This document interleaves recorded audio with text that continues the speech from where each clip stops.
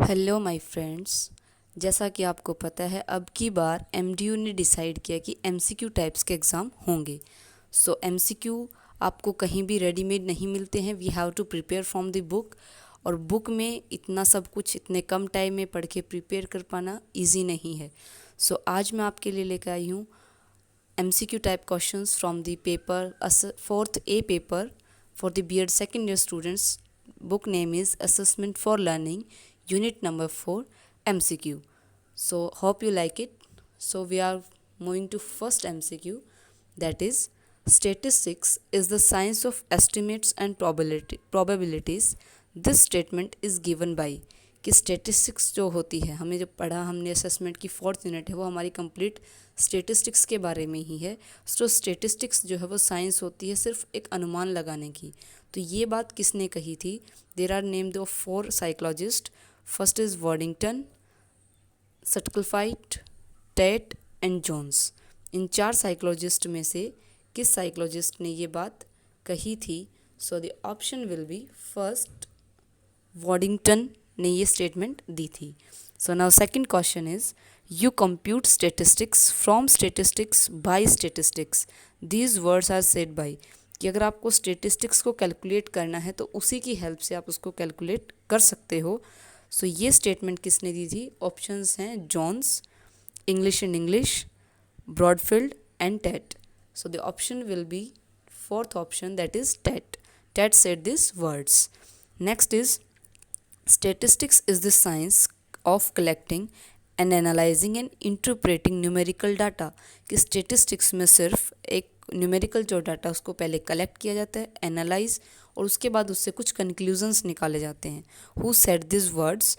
Options हैं Croxton, Ferguson, Kendall and Seligman, and it's answer will be Kendall. Third option will be the correct answer. Next fourth is according to which of these statistics is the branch of methodology. Methodology का मतलब है कि जो हम अलग अलग methods निकालते हैं उसी में से सिर्फ एक ब्रांच स्टेटिस्टिक्स है मैथ्स में कैलकुलेशन करने के लिए।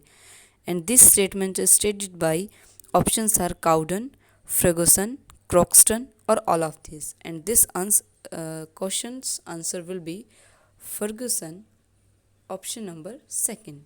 So now question number 5th is what blank is the collection of facts, figures, statistics which can be processed to produce meaningful information। कि इनमें से कौन सी चीज़ है जो फैक्ट्स वगैरह का कंप्लीट कलेक्शन है, फैक्ट्स का, फिगर्स का, ताकि अगर हम उनको एक अरेंजमेंट करते, एक तरीके से अरेंज करते तो हमें उससे एक मीनिंगफुल इन्फॉर्मेशन मिल जाती है। सो किसका कलेक्शन को हम क्या बोलते हैं? ऑप्शंस हैं स्टेटिस्टिक्स, डाटा, प्रेजेंटेशन और scores. So it's answer will be data. Data is the collection of facts. जो डिफरेंट फैक्ट्स होते हैं उनके कलेक्शन को हम डाटा बोलते हैं। So option number second will be correct. Next आता है 6th question, which of the following is essential before the presentation of data. Statistics में data collection, then their presentation, classifications, 5 steps होते हैं। सो सबसे पहले स्टेप होता है कलेक्शन, फिर क्लासिफिकेशन। इसमें पूछा प्रेजेंटेशन से पहले क्या किया जाता है, कौन सी चीज़ इनमें से ज़रूरी है प्रेजेंट करने से पहले। क्लासिफिकेशन ऑप्शंस हैं एनालिसिस, इंटरप्रिटेशन और ऑल ऑफ दिस। क्लासिफिकेशन में जो डाटा हमने कलेक्ट किया उसको कैटेगराइज करते हैं हम, डिफरेंट स्कोर्स को कैटेगराइज करना, एनालाइज करना, इंटरप्रेट करना या फिर सभी। तो प्रेजेंटेशन से पहले हमें डाटा को क्लासीफाई करना पड़ता है। So answer will be classification is essential before presentation. Next है how many types of line are there in graph. Graph में कितने टाइप्स की लाइन होती है? जो graph you have well studied before this also, there are 2 axis, X axis and Y axis. So 2 types of lines are there, x axis and y axis. So if you asked how many types of lines, so there are 2 types of lines. So answer will be 2. For the 7th question, answer will be 2. Next 8th is the point where horizontal and vertical lines intersect in a graph is called। जिस point पे horizontal और vertical means x axis and Y axis जहाँ दोनों intersect करती हैं आपस में, that point is called origin, and origin is represented by O point, so that point is called origin. Next question is, which of the following formula can be used to calculate the midpoint of class interval? जो हम graph या mid और mode निकालते हैं, so class interval जो होता है, अगर हमें उसका मिड पॉइंट निकाल, so what will be the right formula for that? Options हैं, mid point is equal to lowest score plus highest score divided by 2, और mid point is equal to lowest score plus highest score, mid point is equal to highest score minus lowest score divided by 2, और mid point is equal to sum of all scores divided by 2. So अगर हमें किसी class interval का mid point निकालना होता है, then formula will be lowest score plus highest score upon में 2. So इसके लिए होगा, first formula is the correct formula for calculating mid point. Now move to the next question, that is 10th question. Representation of scores in the form of circle is known as. जैसे हम graphs बनाते हैं, frequency polygon, cumulative frequency polygon, histogram, so many graphs के presentation के types होते हैं हमारे पास. सो जो सर्कल की फॉर्म में होता है उसे हम क्या बोलते हैं? ऑप्शंस है bar graph, histogram, pie diagram और frequency polygon. So it's answer will be pie diagram, and it is drawn in the form of a circle with different types of angles at the center.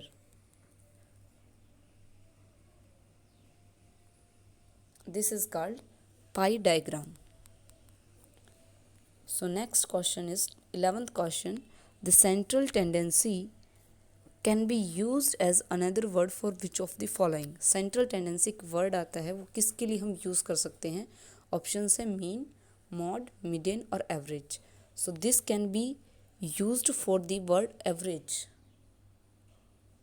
And if you are asked the central tendency हम किस तरीके से निकाल सकते हैं, so we can calculate by all these three methods, mean, mod and median. So central tendency another word है as an average. Next question is 12th. Correct formula for computing mod is, कि अगर आपको median and mean पता है, then आप mod निकालने के लिए कौन सा formula use कर सकते हैं? Options हैं, mod is equal to median plus 2 of the mean, means twice of the mean. Mod is equal to thrice of median minus twice of mean. Mod is equal to thrice of median minus mean. Mod is equal to thrice of median plus mean. So for this, the correct answer will be mod is equal to thrice of median and double of the mean. Second option will be the correct answer. Next is quartile deviation is the distance between, कि जो हम deviation calculate करते हैं quartile deviation, तो हमें कौन कौन से परसेंटाइल के बीच का डिफरेंस चाहिए जिससे कि हम निकाल सकते हैं इसको. ऑप्शंस हैं 50th and 25th percentile, 75th and 50th percentile, 75th and 25th percentile और 100th एंड 25th परसेंटाइल. सो इसके लिए हमें चाहिए 75th and 25th. Answer number 3rd will be the correct answer. So इसके लिए क्या होगा? 3rd answer 75th and 25th percentile. और इसका अगर फॉर्मूला है then it is Q3 minus Q1 upon n. This is the formula for quartile deviation. Next है 14th question. In calculating which of the following deviation is used after squaring it. ये जो हम different types के deviations निकालते हैं, quartile deviation, standard deviation और mean deviation. So इनमें से कौन से डेविएशन में हम डेविएशन जो हमारे पास नॉर्मली आता है उसको स्क्वायर करके यूज़ करते हैं? सो it's answer will B standard deviation.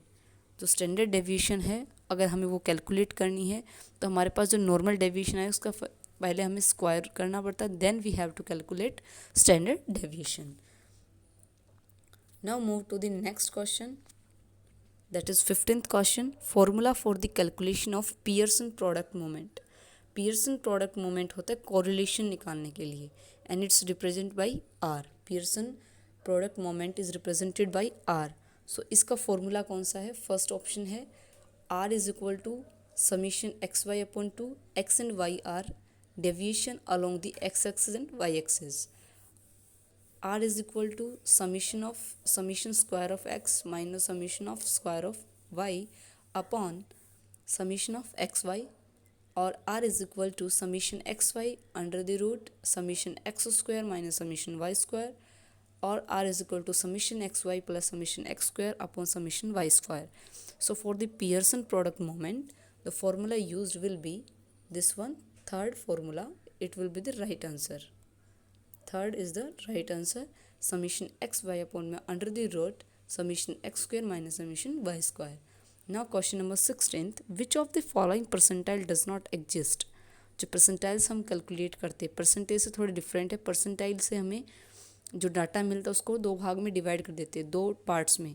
For example if there is 50th percentile, it means उससे नीचे जो बच्चे हैं वो 50th से नीचे है सबकी परसेंटेजेस, 50th से ऊपर जिनकी रैंक ऊपर है. सो कौन सी परसेंटाइल एग्जिस्ट नहीं करती है? ऑप्शन है फर्स्ट परसेंटाइल, 0 परसेंटाइल और 100th परसेंटाइल, या फिर both B and C means second and third. So first percentile does not exist. Sorry बेटा, first student, sorry friends, first percentile exist but 0 and 100th, क्योंकि सबसे lowest percentile first होती है and सबसे highest 99th होती है. सो 100th and 0 percentile do not exist. So these both are do not exist, second and third.